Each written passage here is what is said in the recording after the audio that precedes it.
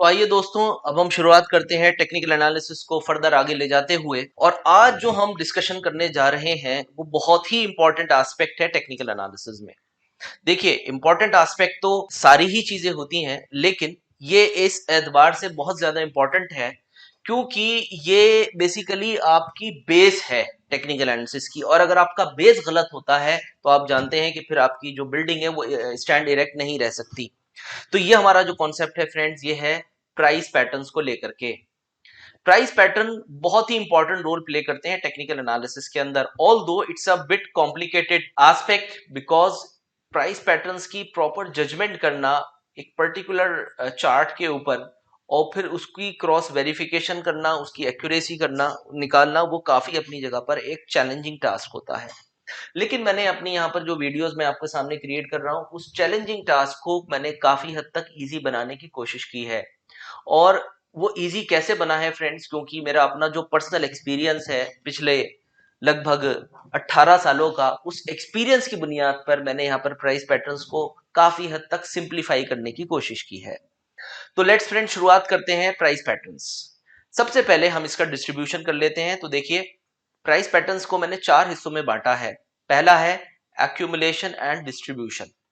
Accumulation and distribution, okay friends. Number 2 हमारे पास आता है जी इसके अंदर reversals and continuation. Okay friends, reversal and continuation patterns. तीसरी कैटेगरी हमारे पास पैटर्न्स वाइज आएगी classic and harmonic patterns. Okay friends, classic and harmonic patterns. और चौथी कैटेगरी हमारे पास आएगी इसके अंदर wages and triangles. Wages and triangles, okay friends. तो अब हम शुरुआत करेंगे, अपनी वीडियो को आगे लेकर के चलते हैं और सबसे पहले ये समझते हैं कि एक्यूमुलेशन डिस्ट्रीब्यूशन क्या होता है। अच्छा, इसको बताने से पहले आपको बताना चाहूंगा कि इसके अलावा भी पैटर्न्स अकर करते हैं और उसमें से जो बहुत इंपॉर्टेंट है वो मैं आगे डिस्कशन में ले आऊंगा। अभी फिलहाल इस वीडियो में मैं इन 4 कैटेगरीज को पहले आपको डिफाइन करना चाहूंगा फ्रेंड्स। तो सबसे पहले हम शुरुआत करने जा रहे हैं यहाँ पर एक्यूमुलेशन और डिस्ट्रीब्यूशन से। देखिए फ्रेंड्स, एक्यूमुलेशन किसे कहा जाता है? एक्यूमुलेशन बेसिकली कहते हैं जब लोग माल इकट्ठा कर रहे होते हैं। और डिस्ट्रीब्यूशन किसे कहते हैं? जब लोग माल अपना यानी कि शेयर्स अपने डिस्ट्रीब्यूट कर रहे होते हैं, बांट रहे होते हैं। देखिए, मार्केट के अंदर जब मार्केट इस तरीके से एक मूवमेंट देता है, अपसाइड मूवमेंट देने के बाद फिर मार्केट कहीं ना कहीं एक रेस्ट पीरियड निकालता है, यानी थकावट महसूस करता है मार्केट। उस थकावट के अंदर मार्केट में अब अगर मैं आपसे यहाँ क्वेश्चन पुट अप करूं कि भाई बताइए अब इसके बाद क्या होगा फ्यूचर में, तो आपके पास दो जवाब हो सकते हैं कि जी अब दो ही पॉसिबिलिटीज हैं, या तो मार्केट इस डायरेक्शन को तोड़ करके ऊपर जाएगा या यहां से वापस नीचे गिर जाएगा। कि फ्रेंड्स, अब दोनों ही कैटेगरीज को हम इसमें कैलकुलेशन में ले आते हैं। मान लीजिए मार्केट प्राइस ऊपर की तरफ ब्रेकआउट दे देते हैं। अगर मार्केट प्राइस ऊपर की तरफ ब्रेकआउट देते हैं तो ये वाला जो हमारा फेज है, जो कंसोलिडेटेड फेज था, ये कहलाता है एक्यूमुलेशन जोन। क्यों कहलाता है एक्यूमुलेशन जोन? देखिए, इस जोन के अंदर क्योंकि ज्यादातर लोग माल खरीद रहे थे, तभी तो प्राइसेस ने ऊपर की तरफ ब्रेकआउट दिया। इन द सेम मैनर, अगर ये प्राइसेस नीचे की तरफ ब्रेक हो जाते हैं तो ये कहलाता है हमारा डिस्ट्रीब्यूशन जोन। यानी कि इस जोन के अंदर ज्यादातर लोग माल अपना डिस्ट्रीब्यूट कर रहे थे, बेच रहे थे, इसी वजह से मार्केट प्राइस नीचे की तरफ ब्रेक हो गया। तो फ्रेंड्स, आपको अच्छे से क्लियर हो गया होगा कि जब एक पर्टिकुलर चार्ट पर एक मूवमेंट आती है, फिर उसके बाद प्राइस रुकता है, रुक करके अगर ऊपर जाता है तो ये कहलाता है हमारा accumulation zone. Otherwise vice versa कर दीजिए, अगर एक प्राइस ऊपर की तरफ ऐसे चलता है, फिर रेस्ट पीरियड आता है और फिर नीचे की तरफ गिर जाता है, तो ये हमारा कहलाता है डिस्ट्रीब्यूशन जोन। ओके फ्रेंड्स, इसी तरीके से अब आइए हम समझते हैं रिवर्सल और कंटिन्यूएशन के बारे में। देखिए फ्रेंड्स, ऐसा होता है कि जब मार्केट ऊपर गया, फिर किसी स्टेज पर जाके रुका, रुकने के बाद अगर वो नीचे की तरफ गिर गया, तो देखिए फ्रेंड्स, यहां से जो हमारा ट्रेंड चल रहा था वो क्या था? बुलिश। बुलिश होने के बाद एक कंसोलिडेशन हुआ और कंसोलिडेशन के बाद मार्केट प्राइस नीचे आ गया। दिस इज एन इंडिकेशन कि हम बुल से बियर मार्केट में प्रवेश कर गए। यानी कि ट्रेंड यहां क्या था? बुल था। बुल से आप किस में आ गए? बेयरिश ट्रेंड के अंदर। तो इसे क्या कहेंगे हम? Reversal of the trend. Bull to bear, reversal of the trend. In the same manner, जब आपने देखा मार्केट ऐसे ऊपर गया, किसी पॉइंट पर आकर के रुका और रुकने के बाद रेस्ट पीरियड लिया उसने, और रेस्ट करने के बाद वापस अपने ट्रेंड को कंटिन्यू कर गया, तो इसे आप कहेंगे कंटिन्यूटी ऑफ द ट्रेंड, यानी कि continuation trend. Why is that so? Because पहले यहां से मार्केट मूव कर रहा था ऊपर की तरफ, बुलिश था यहां से ट्रेंड, फिर बुलिश के बाद उसने एक रेस्ट पीरियड निकाला, रेस्ट पीरियड के बाद वापस उसी ट्रेंड को कंटिन्यू कर लिया। तो यहां पर आपने देखा कि ट्रेंड कंटिन्यू हुआ, तो इसको आप डालते हैं कंटिन्यूएशन कैटेगरी के अंदर। इसी तरीके से जो अभी हम पढ़ करके आए हैं उसके साथ मैं अटैच कर दूं, ये वाला जो आपका फेस है ये कहलाएगा डिस्ट्रीब्यूशन फेस, और ये वाला जो फेस है ये आपका कहलाएगा एक्यूमुलेशन फेस, क्योंकि यहाँ पर मार्केट ने अपने ट्रेंड को कंटिन्यू किया। अब इसी ग्राफ को मैं एक वाइस वर्सा ग्राफ के साथ भी एक्सप्लेन करना चाहूंगा। लेट सपोज कि मार्केट ऐसे नीचे गिर रहा था, फिर ऐसे रुका किसी जगह पर, और रुकने के बाद उसने वापस ऊपर की तरफ मूवमेंट किया। अगर प्राइसेस ने वापस ऊपर की तरफ मूवमेंट किया, इट्स एन इंडिकेशन कि प्राइसेस जो हैं अब वो रिवर्स हो गए हैं। तो ये आपका क्या बना? Reversal of the trend. In the same manner prices अगर नीचे गए और नीचे जाने के बाद वो एक पॉइंट पर रुक गए, और रुकने के बाद उन्होंने अपने वापस इस बेस को ब्रेक कर दिया, this is called continuation trend, क्योंकि यहाँ पे मार्केट बेयरिश था, बेयरिश से बेयरिश ही फेस में आप वापस एंटर हो गए। तो ये आपका कहलाता है continuation pattern, continuity of the trend के फ्रेंड्स। तो यहाँ पर अभी तक हम दो चीजें डिस्कस कर चुके हैं अपने प्राइस पैटर्न्स के अंदर से। Number one was accumulation and distribution, and number two is yours reversal and continuation के फ्रेंड्स। अब हम आते हैं क्लासिकल शेप्स की तरफ। क्लासिकल शेप्स जो होते हैं फ्रेंड्स हमारे, इनकी कैटेगरीज क्या होती हैं पहले ये समझ लेते हैं। देखिए क्लासिकल शेप्स को हमने तीन हिस्सों में डिवाइड किया है। Number one is yours double tops and double bottoms, double tops and double bottoms, और इसको आप triple tops and triple bottoms भी लिख सकते हैं। Okay friends, double tops and double bottoms और ट्रिपल बॉटम्स या ट्रिपल टॉप्स भी आप इसमें लिख सकते हैं, जैसा कि मैंने अभी आपको बताया। नंबर दो आते हैं इसमें head and shoulder patterns, H and S में से शॉर्ट फॉर्म में लिख रहा हूं, हेड एंड शोल्डर्स। नंबर तीन आते हैं इसमें, थर्ड आता है आपका rounding shape patterns, rounding shape patterns. Okay, rounding shape patterns जो होते हैं बेसिकली उसकी भी आप दो कैटेगरीज लिख लीजिए, एक होता है कैप शेप पैटर्न और एक होता है cup with handle. Okay, cup with handle, एक हो गया कैप शेप्ड और एक हो गया कप विद हैंडल। अब हम एक एक करके इन तीनों पैटर्न्स को जरा एक्सप्लेन करते हैं। सबसे पहले मैं यहाँ लेना चाह रहा हूँ डबल टॉप्स एंड बॉटम्स के बारे में। देखिए डबल टॉप्स एंड बॉटम्स की भी फिर हम चार कैटेगरीज यहाँ पर डिफाइन करेंगे। कैसे? देखिए यहाँ पर आप अपना ग्राफ, लेट से मार्केट ऊपर की तरफ जाता है, फिर मार्केट एक करेक्शन लेता है, फिर मार्केट उसी टॉप पर वापस आता है, और उसी टॉप पर वापस आने के बाद हॉरिजॉन्टल लाइन कनेक्ट होती है, यहाँ पर वर्टिकल नहीं होगी। हॉरिजॉन्टल ग्राफ पर इस तरीके से कनेक्ट हुआ और इस बॉटम को अगर ब्रेक कर देता है तो ये आपके कहलाते हैं डबल टॉप्स। ये दो टॉप्स यहाँ क्रिएट किए मार्केट ने। जब इस वाली लाइन को ये ब्रेक करेगा तो टेक्निकल एनालिसिस कहता है कि अब आप यहाँ पर शॉर्ट सेल इनिशिएट कर सकते हैं, इस पॉइंट पर आप शॉर्ट इनिशिएट कर सकते हैं। ओके फ्रेंड्स, नीचे कितना जाएगा प्राइस, उसके लिए आप क्या करेंगे, जो टोटल इसका गैप है, जो टोटल इसका गैप है, लेट से यहाँ पर प्राइस जो है वो 200 था और यहाँ पर लेट से 100 है, सपोज कीजिए, तो यहाँ से यहाँ तक गैप कितना है, 100 पॉइंट्स का है। 100 पॉइंट्स का 50% पॉइंट ले लीजिए, इतना नीचे आपको प्राइस मिल जाएगा, ये आपका टारगेट नंबर होता है 1। अब मैक्सिमम कितना नीचे जाएगा, वो तो क्या है जी, इसका बेस 1 रुपया है, वो तो हम नहीं जानते। हमें तो जो ट्रेडिंग के पॉइंट ऑफ व्यू से ट्रेड करना है वो क्या करना है, इसका गैप का 50% पे अपना प्रॉफिट टेक कर लेना है। 50% का मतलब ये हुआ कि जब 200 से 100 आया तो 100 पॉइंट्स का गैप है, नीचे आ जाएगा ये आपका कितना, 50, क्योंकि इन दोनों का गैप आ गया 100 का आप आधा कर दीजिए 50, तो ये 50 आपका एज अ टारगेट हो गया। ये हो गया आपका डबल टॉप रिवर्सल पैटर्न। मैं रिवर्सल क्यों कह रहा हूं, क्योंकि यहां से यहां तक मार्केट बुलिश था और बुलिश होने के बाद ये बेरिश में कन्वर्ट हो गया, तो ये आपका क्या बन गया, डबल टॉप रिवर्सल पैटर्न। अब आइए डबल बॉटम्स हम पढ़ते हैं। एक बॉटम लिया मार्केट ने, फिर ऊपर गया, फिर सेकंड बॉटम लिया, हॉरिजॉन्टल लेवल को टेस्ट किया और फिर यहां से ऊपर आया। ऊपर आने के बाद जब इसने अपने टॉप को ब्रेक किया तो ये आपका बन जाता है double bottom reversal pattern. Okay friends, double bottom reversal. Triples की भी मैं एडिशन कर देता हूं। ट्रिपल कैसे हो जाएगा, सिंपली ट्रिपल में ये होगा कि एक और यहाँ पे बॉटम लग जाएगा और उसके बाद जाकर के ब्रेकआउट आएगा, तो ये आपका बन जाता है triple bottom reversal pattern. Why is a reversal, because यहां से यहां तक मार्केट बेरिश था, अब इस टॉप को जब ये वायलेट करके कट करके ऊपर की तरफ जाएगा तो ये कहलाएगा आपका ट्रिपल बॉटम रिवर्सल पैटर्न। इसके बाद नेक्स्ट पॉइंट आपका आता है, ये भी जो हमने एग्जांपल लिया ये था बुलिश मार्केट, फिर bearish market was converting into a bull. अब हम एग्जांपल ले रहे हैं बुलिश मार्केट, फिर मार्केट इस तरीके से एक जगह कंसोलिडेट हुआ और कंसोलिडेट होने के बाद ये वापस इसको ब्रेक कर गया ऊपर की तरफ ही। अब आप यहाँ देखिए, यहाँ पर इसने दो बॉटम्स लगाए और उसके बाद ये ऊपर की तरफ ही ब्रेक कर गया रादर देन के नीचे ब्रेक करता। तो ये बेसिकली आपका क्या कहलाएगा, कंटिन्यूटी ऑफ द ट्रेंड, यानी कि यहाँ से मार्केट बुलिश था, बुलिश मार्केट के अंदर वापस बुल ही फेस में मार्केट मूव कर गया।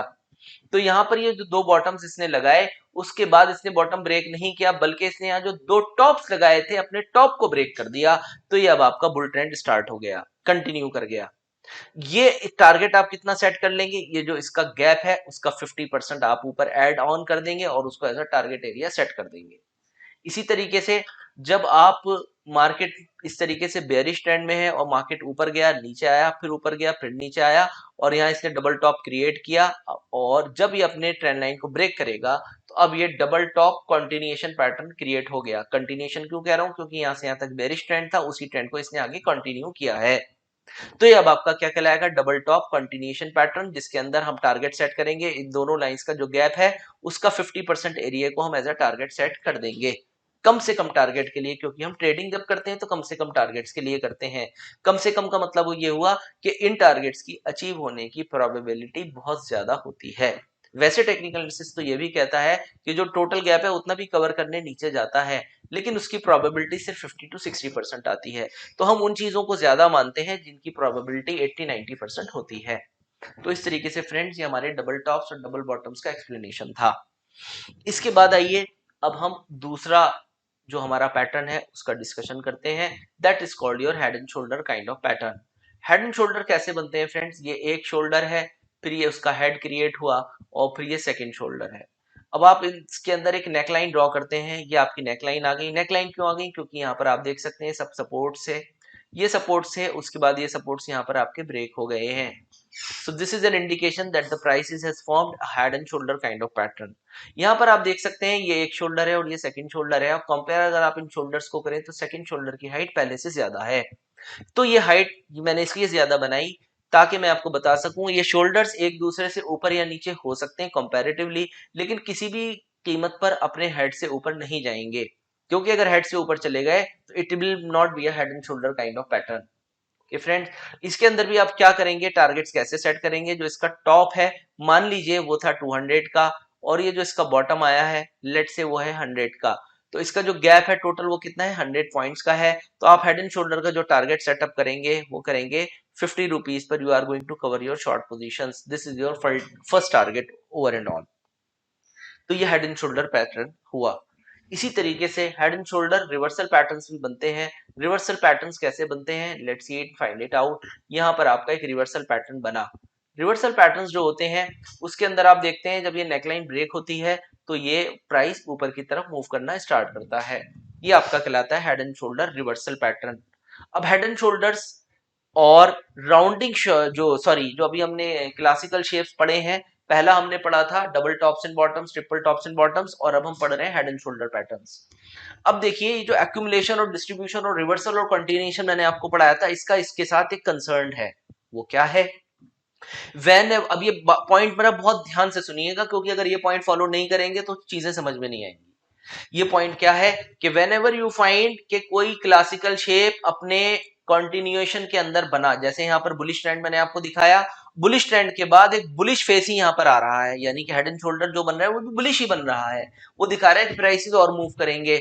तो कंपैरेटिवली ये बहुत स्ट्रॉन्ग पैटर्न होता है, इसकी एक्यूरेसी ज्यादा आती है इन कंपैरिजन विद कि अगर मार्केट प्राइस ट्रेंड ऐसे ऊपर गया और उसके बाद फिर इसने एक नॉर्मल हेड एंड शोल्डर का फॉर्मेशन दिया जो कि दिखा रहा है अब यहां से ट्रेंड रिवर्स हो जाएगा, नीचे जाएगा price.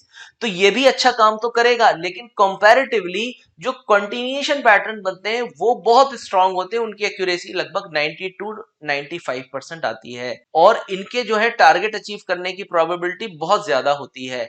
But as far as these reversals are concern, ये जो रिवर्सल पैटर्न बना है यहाँ पर, ये शायद 50% अपना टारगेट अचीव करते ही और शायद वापस ऊपर की तरफ मूव कर जाता है। क्यों, क्योंकि पीछे से जो ट्रेंड बना हुआ होता है वो काफी स्ट्रॉन्ग बुल ट्रेंड होता है मार्केट के अंदर, दैट्स वाई। तो मैंने आपको बताया कि यहाँ पर मार्केट के अंदर जो हमारे क्लासिकल शेप्स बनते हैं वो कंटिन्यूएशन में जब बनते हैं बहुत स्ट्रॉन्ग होते हैं, जब रिवर्सल्स में बनते हैं तो अपने 50% तक के टारगेट अचीव करके ही वो रिवर्स हो जाते हैं। तो इस चीज का ख्याल रख करके चलिएगा। इसके अलावा एक बात मैं और आपको आखिरी में बताना चाहूंगा वीडियो खत्म करने से पहले। हालांकि मेरा अभी इसमें राउंडिंग शेप बचा है तो वो भी मैं कंप्लीट करूंगा, बट उसके बीच में मैं एक बात ऐड ऑन कर दूं।